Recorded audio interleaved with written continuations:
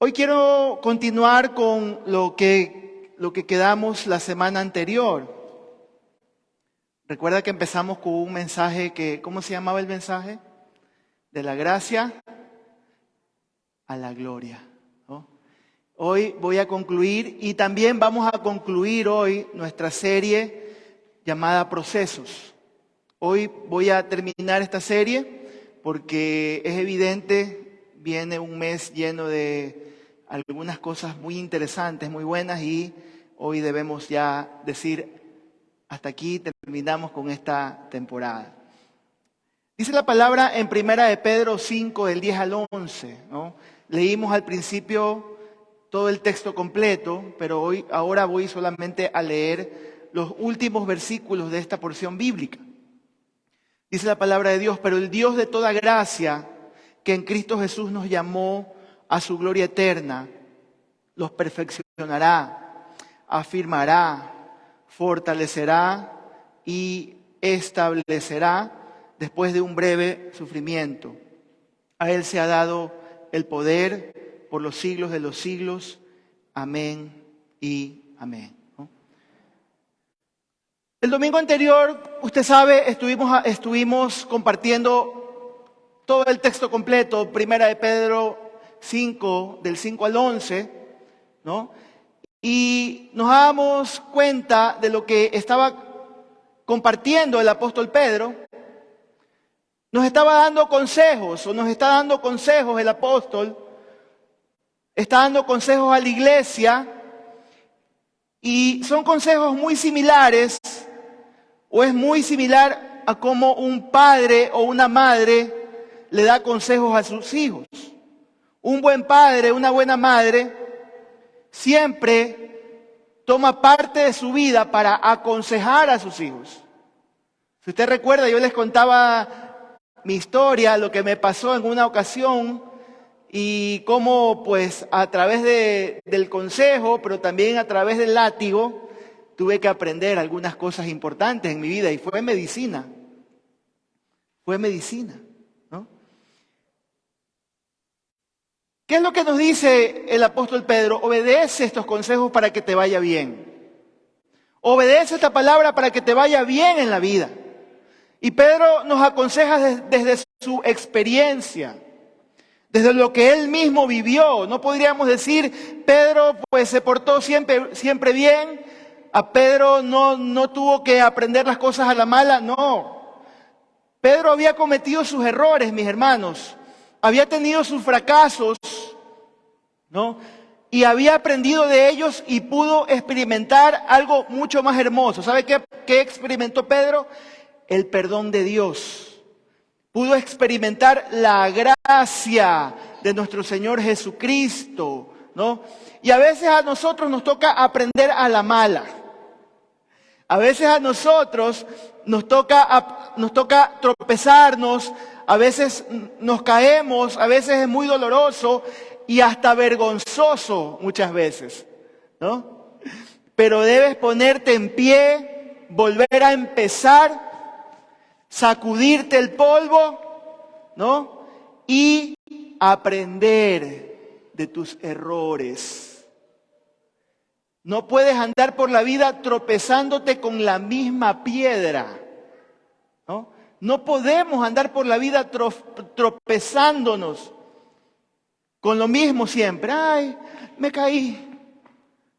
Y tú mismo te pones la piedra para tropezarte porque te gusta tropezarte, ¿no?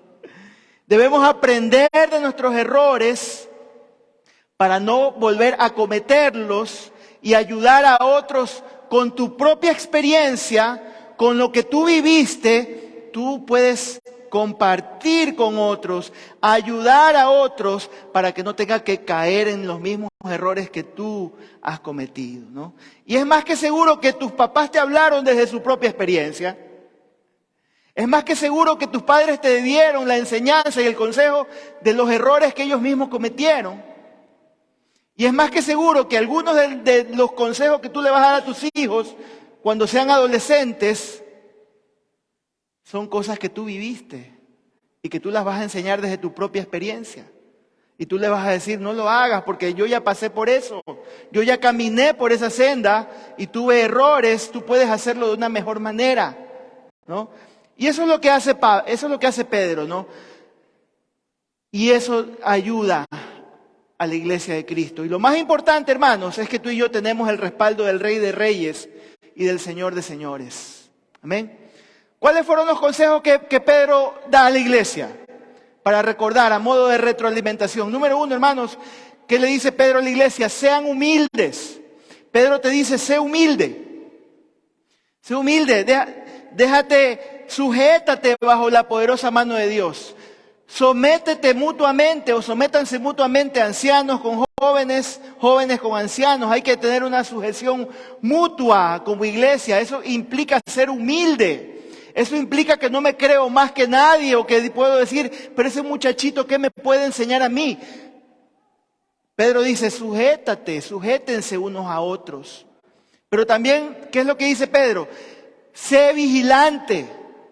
Tienes un enemigo que se llama Satanás, que él está buscando la manera de hacerte daño. Él anda como un león rugiente, él está queriendo devorarte. ¿Y qué es lo que te está diciendo Pedro?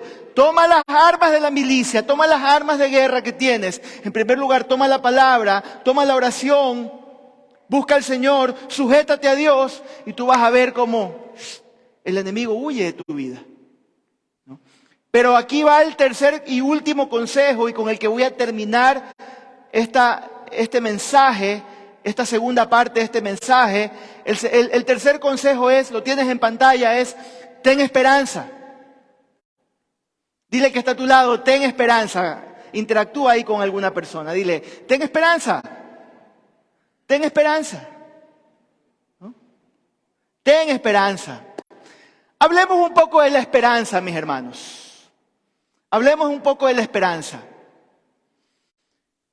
Esperar o esperanza es esperar con certeza algo que estás convencido de que va a suceder.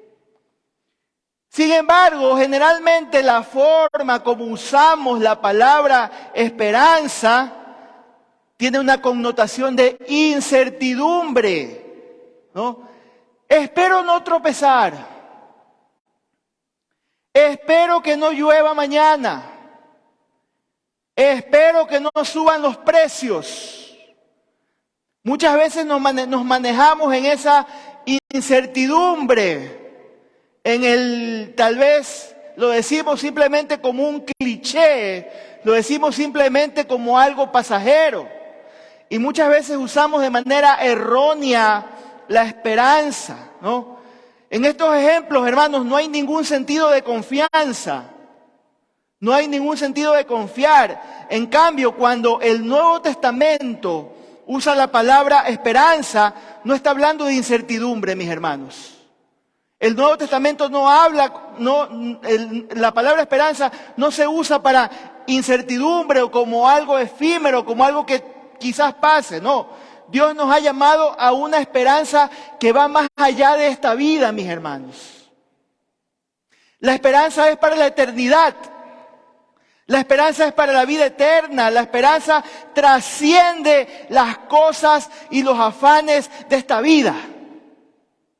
Es mucho más que simplemente yo espero que no suban los precios. O yo espero conseguir un buen hombre para mi vida. Va mucho más allá que eso, mis hermanos. Trasciende en el tiempo, trasciende en esta vida, trasciende en este mundo. Y es una herramienta para tu eternidad. Para la eternidad. Hermanos, si tú y yo no tenemos esperanza, no vas a conocer realmente la seguridad de una realidad que va aún más allá de lo que hasta el momento hemos experimentado. Si tú y yo caminamos sin esperanza, pues no vamos, dice Pablo, somos los más dignos de conmiseración o de lástima. Si tú y yo andamos sin esperanza. El Hijo de Dios es un ser que vive con esperanza. Si tú no tienes esperanza, estoy dudando de tu salvación. Si tú eres una persona pesimista, cínica, que no crees más allá de esta vida, no puedes decir que eres un cristiano. No te puedes llamar cristiano, ¿no? Tiene que ver con la eternidad. No es algo que esté en duda, mis hermanos. La esperanza no está en duda. Es algo que ha sido prometido por el Dios de la verdad. Es una esperanza que genera seguridad. Es una esperanza que genera confianza. Es una esperanza basada en el conocimiento de que Dios quiere conformarnos a la imagen de su Hijo Jesucristo. Así dice Romanos 8:29. Y el que comenzó el buen trabajo en ti, lo va a completar.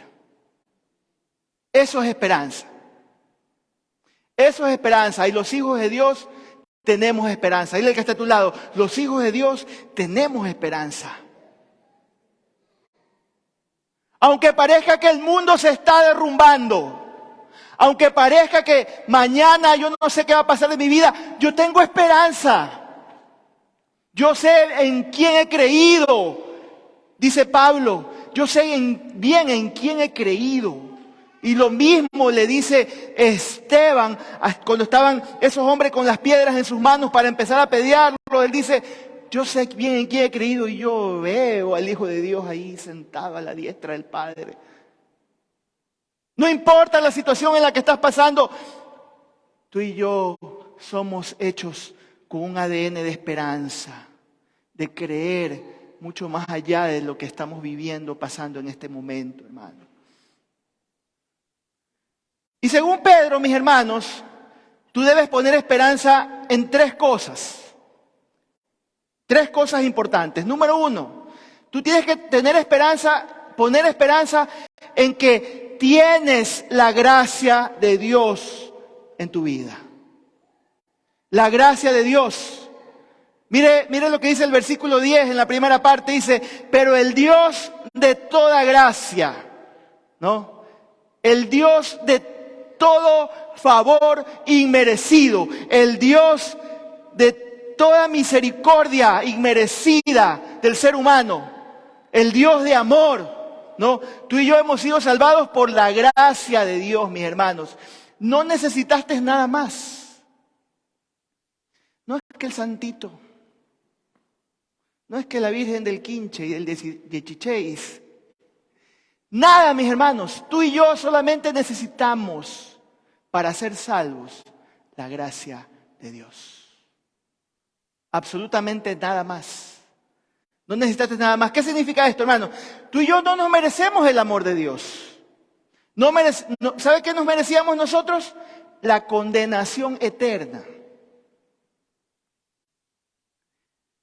Usted y yo, sin Cristo, estábamos yendo en un camino de muerte, en un camino de maldad, directito a una eternidad sin Cristo, para decirlo más duro y sin pelos en la lengua, al infierno.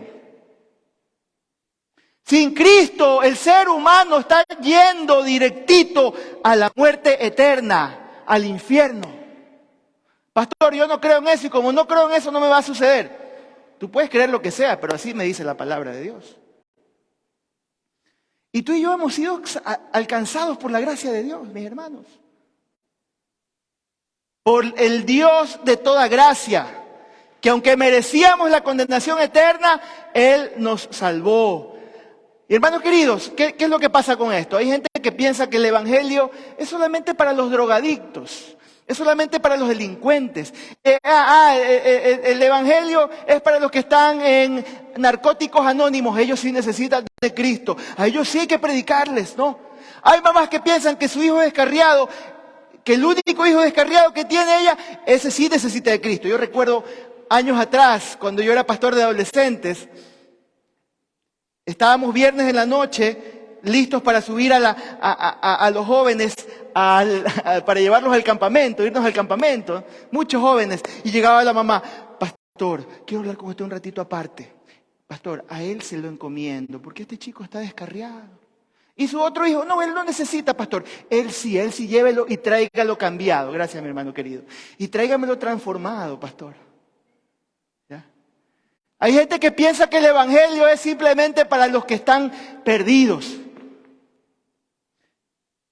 Pero el evangelio es para ti y para mí. ¿Y sabes por qué? Porque en ti y en mí no había nada bueno. Por más que te creías muy moralista, muy intelectual, ¿no? Tú y yo necesitamos a Cristo, ¿no? Alguien me decía hace unas semanas atrás, yo la estaba invitando a la iglesia y me decía, yo no necesito ir a la iglesia, pastor. Yo estoy bien. Para mí no, yo no necesito buscar porque yo no soy malo, ¿no? La Biblia dice, no hay justo ni aun uno. No hay quien haga lo bueno. Todos se han descarriado. Dice Isaías 53:6.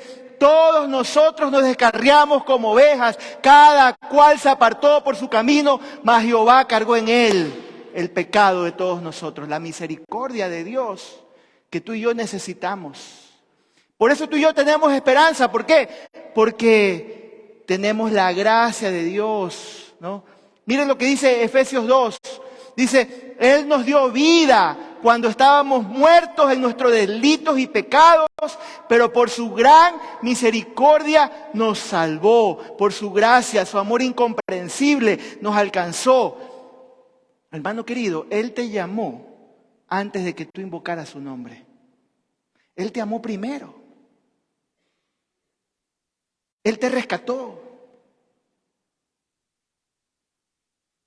Él te dio vida. Así que si tú no te crees tan malo o tú dices, yo no he sido tan malo, pastor, entonces yo necesito menos que el de allá. Tú necesitas la gracia de Dios en tu vida, porque tu corazón es engañoso, es perverso, es malo y necesita hacer un cambio, convertir ese corazón de piedra y el Señor darte un corazón de carne y poner sus leyes en tu corazón. Eso es lo que el Señor necesita hacer contigo. ¿Cuántos dicen amén a eso? ¿Y cuántos le dan un aplauso al Señor por eso? ¿Sabes cuál es la buena noticia, mi hermano? Que cuando el Señor te alcanza, cuando el Señor te perdona, cuando el Señor te cubre con su gracia, tú te conviertes en un hijo de Dios y tienes esperanza de que su gracia te ha salvado y te sostiene. Y aún más, hermano, la Biblia habla de la gracia multiforme. ¿Usted sabe lo que significa multiforme? ¿Ha escuchado ese término? Yo he escuchado, por ejemplo, voy a un taller mecánico y dice multimarcas. ¿Qué significa esto de multimarcas? Que no solamente trabajan con una sola marca, sino que trabajan con Peugeot, trabajan con Ford, trabajan con Nissan, trabajan con Chevrolet. Son versátiles para poder trabajar con todas estas marcas. La gracia de Dios tiene esta capacidad, mis hermanos. ¿Qué significa? Que tiene muchas maneras, diversas maneras de operar, diversas maneras de obrar en nuestra vida. Esa es la multiforme gracia de Dios. No, nos sirve para toda situación, para tus necesidades, ¿no? Para cuando estás enfermo, para cuando estás con dolores en tu corazón, te rompieron el corazón, ahí el Señor lo está llenando todo en todo, te está abrazando, te está cubriendo. Cuando estás pasando por un tiempo difícil en tu vida de dolor, ahí está el Señor. Esa es la multiforme gracia de Dios que está obrando en tu vida, en tu corazón. Así funciona el Señor, ¿no? Sirve para toda situación y conforme nos sometemos a Él, ¿no? Cuando tú y yo caminamos humildes, esto lo decíamos la semana pasada, ¿recuerdas, no? Tienes que caminar en humildad. Porque Él se encargará de exaltarte, de levantarte a su debido tiempo. Y conforme tú y yo caminamos humildes en Él, tú y yo caminamos en la mano de Él, dependemos de Él, Él nos da la gracia que necesitamos. Así es que caminamos los cristianos, mis hermanos. Los cristianos no caminamos en nuestras propias fuerzas. O por lo menos los cristianos que estamos tratando de caminar con el Señor. Si usted me pregunta, pastor, ¿cómo es que te sostienes en tu vida? La gracia de Dios, mis hermanos. Es lo único que yo puedo decir. ¿Cómo te has sostenido durante estos 3 años difíciles en tu vida? Y cómo el Señor está bendiciendo y las cosas están pasando. La gracia de Dios, mis hermanos. Sin la gracia de Dios, quiero decirte, yo no soy nada. Sin la presencia de Dios en mi vida, yo no soy nada, mis hermanos. Volvería a estar muerto en mis delitos y pecados. Y tú necesitas aprender eso en tu vida. A veces pensamos que venir al Evangelio es empezar a obligarte a hacer cosas que no quieres hacer. Empezar a caminar de una manera para mostrarle a la gente lo que no eres. Pues déjame decirte que el primer milagro que puede pasar en la vida de un ser humano es cuando tú naces de nuevo, cuando Él te transforma, cuando Él te cambia y empiezas a depender, a caminar por la gracia de Dios que vive en ti. Porque cuando tú le abres la puerta a Jesucristo, el Espíritu de Dios vive en ti y esa gracia te ayuda a operar, a caminar, a crecer. Ese es el Evangelio. A diferencia de otras religiones que tienen que hacer muchas cosas para ver si es que se les abre en algún momento, ese Dios lejano los mira y le dice, entra. Si es que pasa, a diferencia de otras religiones, el Evangelio te dice, aunque tú eres malo, aunque tú vienes del pozo más profundo y más oscuro, yo te amo y a pesar de ti, yo he dado a mi hijo, para darte perdón, vida eterna y que su gracia te sostenga. Esa es tu esperanza como hijo de Dios, que dependes de la gracia de Dios. Número 2. Número 1, tenemos esperanza de que Él ha puesto su gracia en nosotros. Número 2, sabemos, hermanos, que tú y yo vamos a la gloria. Si la gracia está en tu vida y tú caminas con la gracia de Dios en tu vida, vamos a la gloria. Y esa es nuestra segunda esperanza, mis hermanos. Esa es tu esperanza. Tú y yo vamos a la gloria. La segunda parte de este versículo dice, Él nos llamó a su gloria eterna en Jesucristo. Por eso es que así se llama, así es el título de este mensaje, de la gracia a la gloria. ¿Sabe por qué, hermano? Porque todo lo que empieza con la gracia, siempre termina con la gloria. Todo lo que empieza con gracia nos conduce a la gloria de Dios. Y tú y yo estamos en esta vida pasando por pruebas. ¿Alguien puede levantar la mano y decir, pastor, yo nunca he tenido pruebas? Yo nunca he pasado por situaciones difíciles. Todos en esta vida tenemos que pasar por valles de dolor, por tristeza, por problemas, por necesidades, hermanos. Tú y yo pasamos por pruebas, pero si dependemos de la gracia de Dios cuando estamos sufriendo o cuando estamos siendo desafiados o cuando estamos pasando por tiempos difíciles, ese sufrimiento va a resultar en gloria. Ese sufrimiento va a resultar en recompensa, mis hermanos. Es verdad, mis hermanos, el camino puede ser difícil. Puede ser un camino lleno de espinas, o puede ser un desierto, o puede ser un valle de dolor. Y a veces hay temporadas, a veces son pequeñas, como cantábamos hoy día, danzando en cada temporada. Hay temporadas pequeñas en las que pasamos tiempos difíciles. De ahí vienen tiempos bonitos de bonanza, de bendición.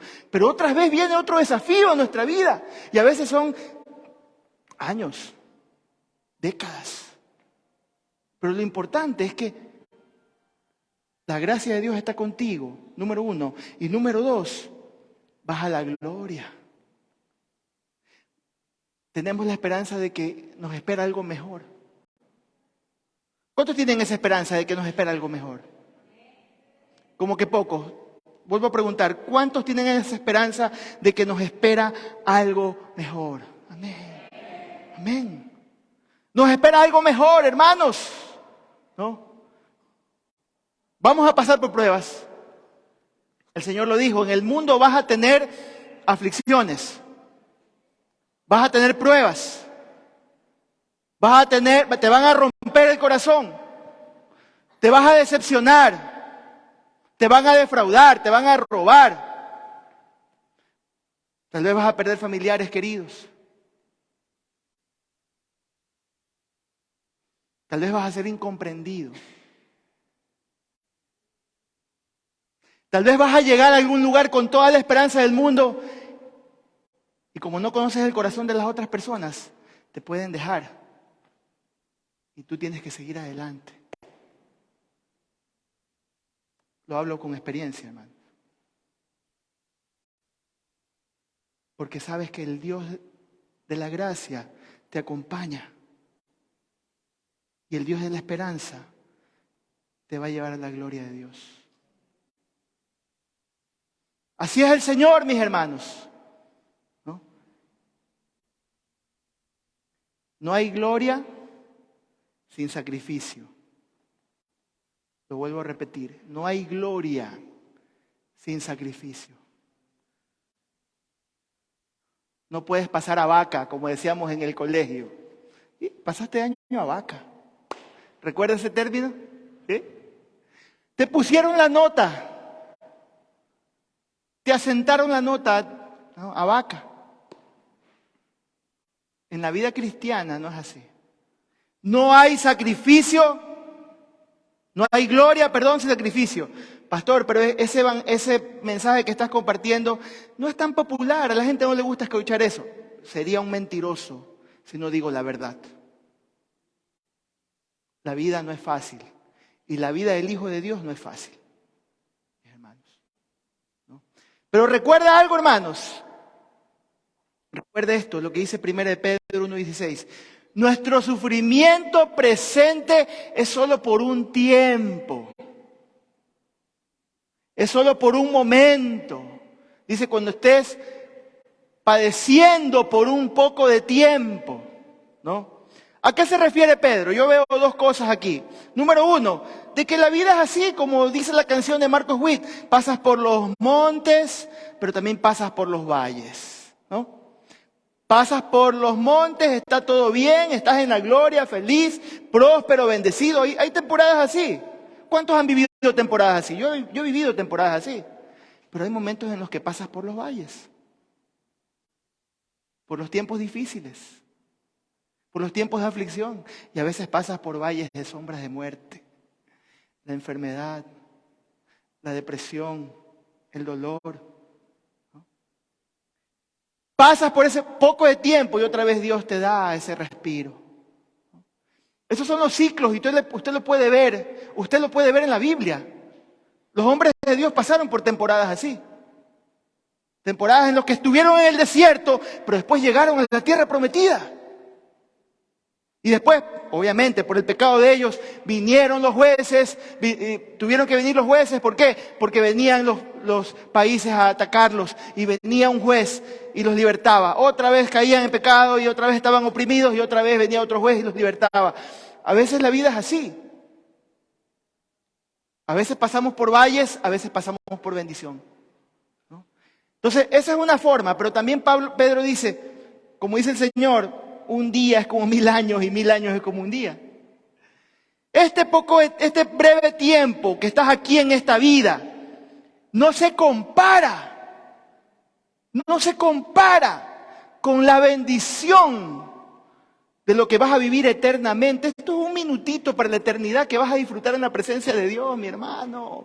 Cuando vayas a la gloria. Como que no nos gusta pensar mucho en el cielo, más allá de la vida, porque no sabemos. Pero la Biblia lo dice y la Biblia lo afirma. Hay una eternidad esperando por ti para disfrutar eternamente en la presencia de Dios. Así dice la palabra, ¿no? Y por eso Pablo también tenía este mismo pensamiento en mente. Miren lo que dice 2 Corintios 4:17. Pero nuestras dificultades actuales son pequeñas y no durarán mucho tiempo. Sin embargo, nos produce una gloria que durará para siempre y que es de mucho más peso que las dificultades. Entonces, esa es la esperanza que tenemos de parte del Señor. Y número 3, mis hermanos, mire qué rápido va a ser este mensaje hoy día. Número 3, tenemos la esperanza de que tú y yo somos perfeccionados. Pastor, ¿qué significa eso de que somos perfeccionados? Versículo 10, en la tercera parte dice, los perfeccionará, afirmará, fortalecerá y establecerá. No me canso de enfatizar esta verdad, mis hermanos, porque sé que todos vamos a pasar por situaciones difíciles. Las pruebas están edificando el carácter del cristiano. Y la palabra griega que se traduce aquí para la palabra perfeccione es una palabra que se pronuncia catartizo. No sé si alguna vez usted escuchó esta palabra, catartizo. Es una palabra griega. ¿Y sabe a qué hace referencia el apóstol Pedro? Obviamente como pescador. Y yo sé que él está, en ese momento él está pensando en aquella época cuando él estaba ahí con las redes y con sus amigos y con su hermano Andrés y con los hijos de Zebedeo y estaban pescando. ¿Y qué dice la palabra? En Mateo 4:21, que ellos estaban remendando las redes. Estaban trabajando en las redes. Y la palabra catartizo justamente es la palabra que usa para decir, estaban remendando, estaban catartizando las redes, afirmándolas, fortaleciéndolas, las estaban lavando, las estaban limpiando. ¿Por qué? Porque todo buen pescador sabe que no puedes tirar una red que huele a muerto, porque los peces vivos van a ahuyentarse. Y Pedro está usando este mismo término y hace referencia al oficio de perfeccionar, de afirmar, de fortalecer, de limpiar las redes, ¿no? Y déjame decirte que Dios está catartizando tu vida. Él te está perfeccionando, mi hermano, ¿no? Él te está equipando. Él está ajustando, Él está remendando, Él está, ¿qué está haciendo? Remendando esas áreas débiles, ¿no? Y tiene que lavarte para que tú y yo caminemos en santidad.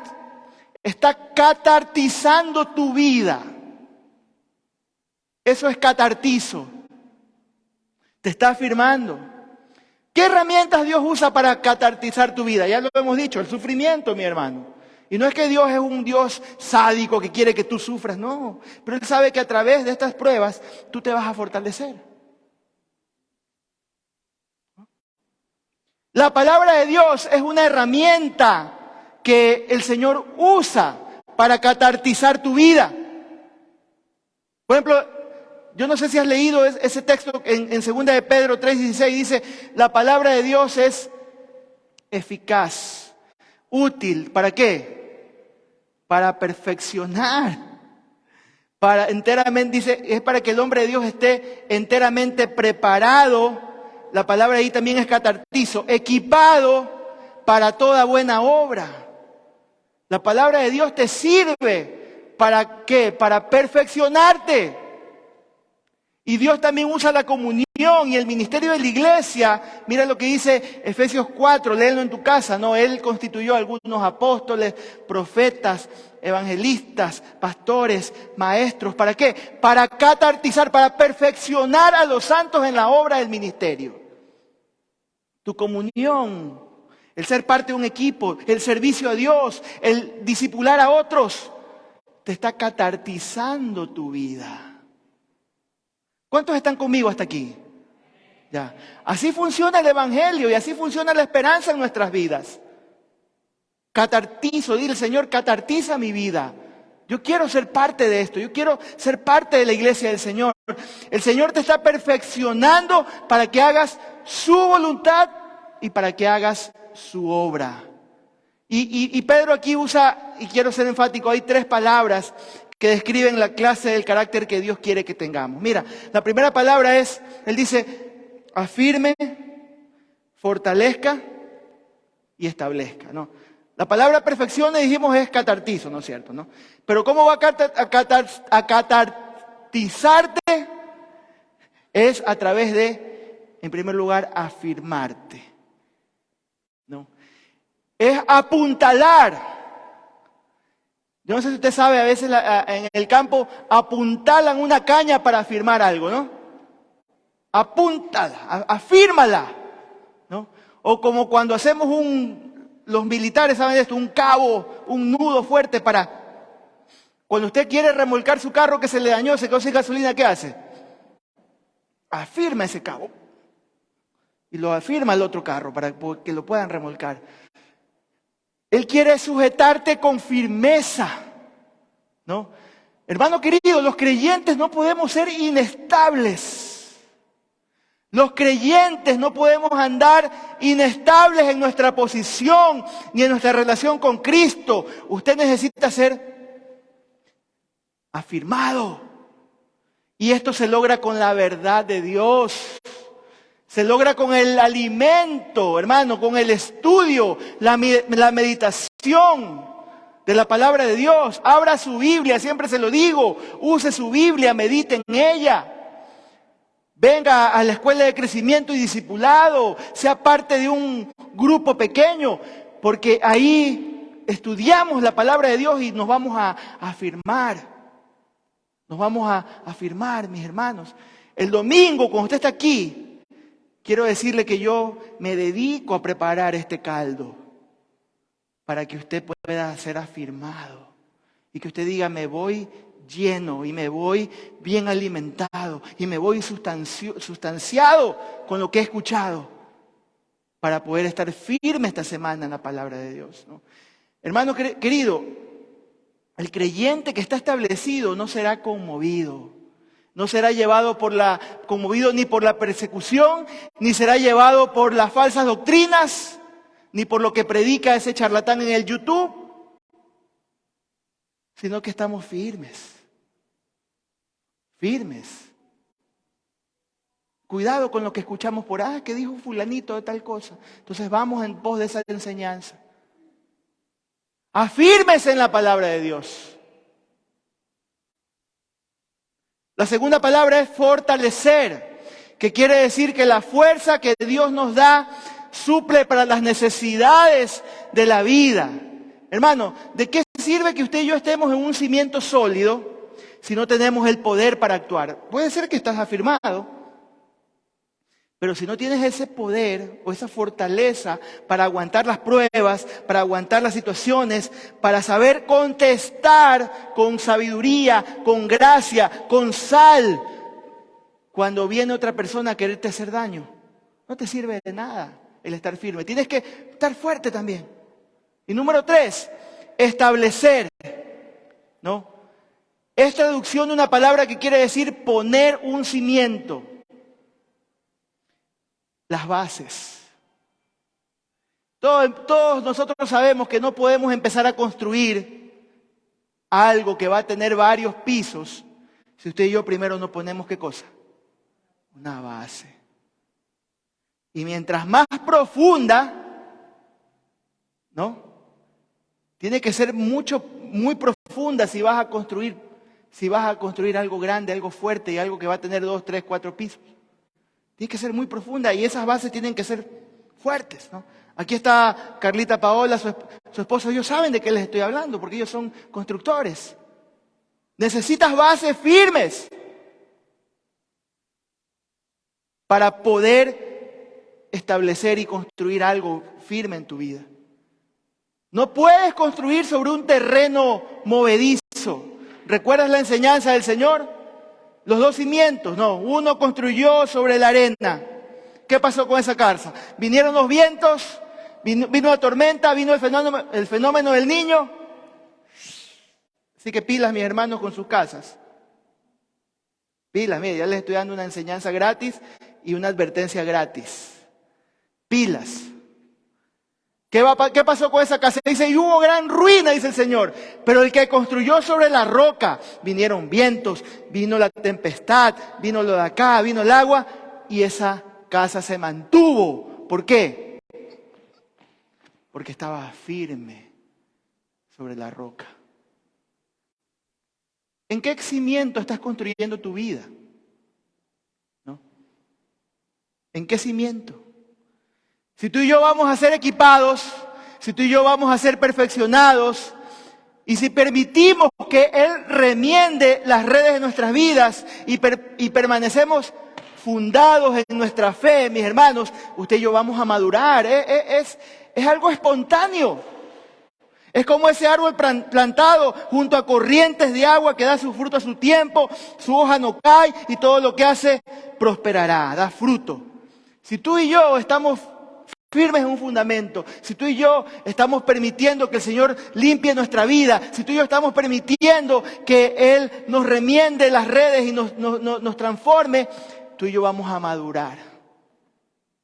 Tú y yo vamos a crecer y ya no seremos niños fluctuantes, llevados por doquiera, por todo viento de doctrina. Entonces, 3 cosas importantes, hermanos, que tienen que ver con el catartizo. Afirmar, fortalecer y establécete. Te lo digo así, mi hermano, como pastor. Afírmate, fortalécete, establécete, madura en la fe. Deja que Él te perfeccione. Crece con el Señor. ¿Cuál es la diferencia? Una vez me preguntaba alguien lo siguiente, pastor, ¿cuál es la diferencia entre un cristiano y un incrédulo con respecto a las pruebas? Con respecto a las situaciones difíciles. ¿Cuál es la diferencia, pastor?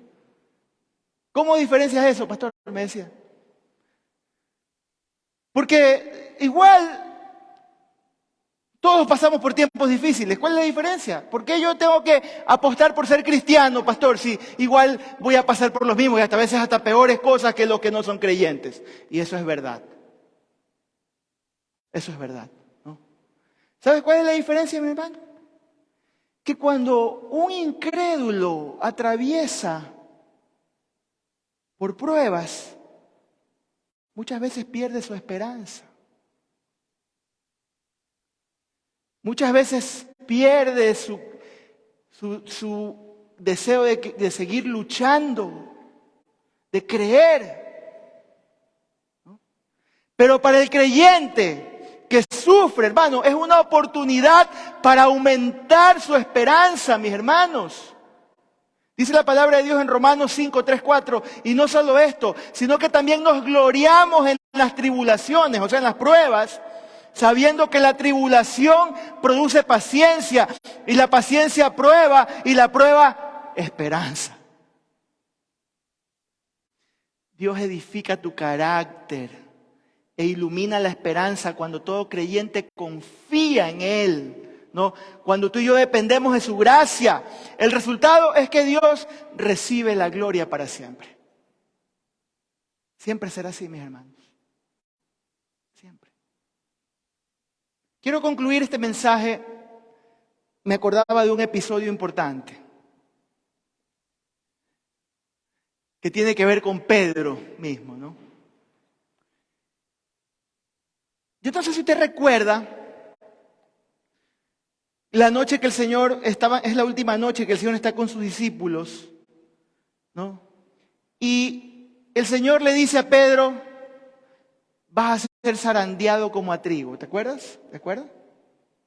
¿No? El Señor le está advirtiendo lo que va a pasar. Se está adelantando y le está diciendo, mira, Pedro, esto va a pasar.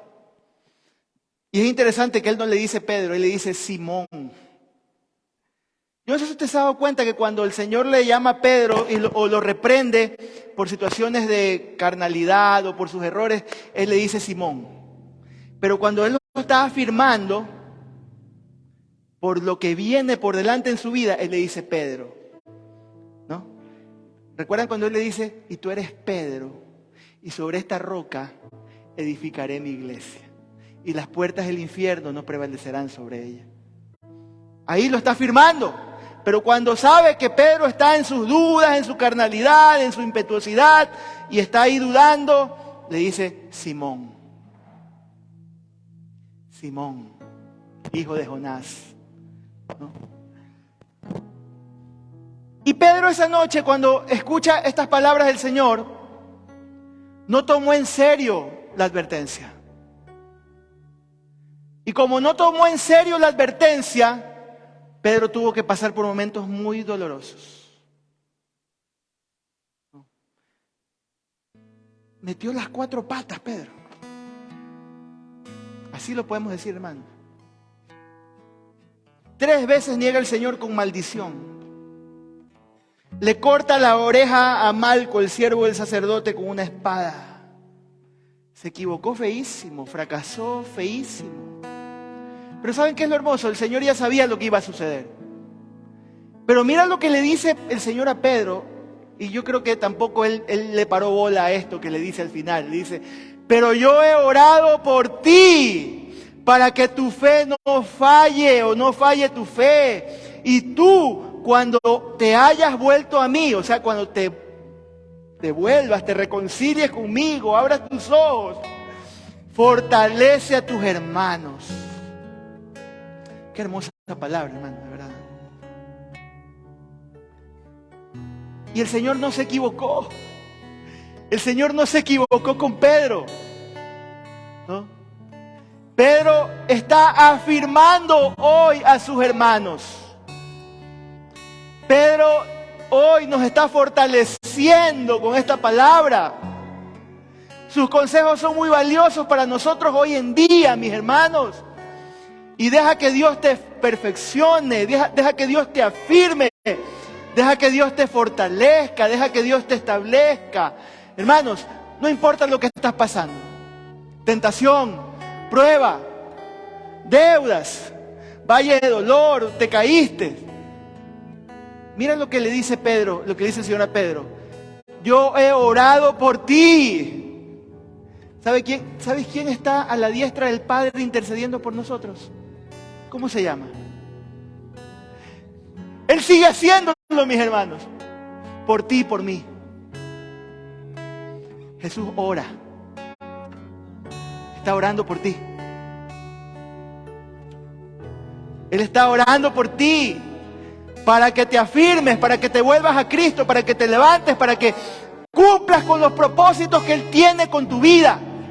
Igual que Pedro, tú puedes también afirmar a tus hermanos en Cristo. Tú también los puedes discipular, tú también les puedes enseñar, tú también les puedes aconsejar a tus hijos, a tu familia, con un altar familiar, o cuando alguien está en problemas, puedes aconsejarlos, puedes levantarlos, puedes afirmarlos.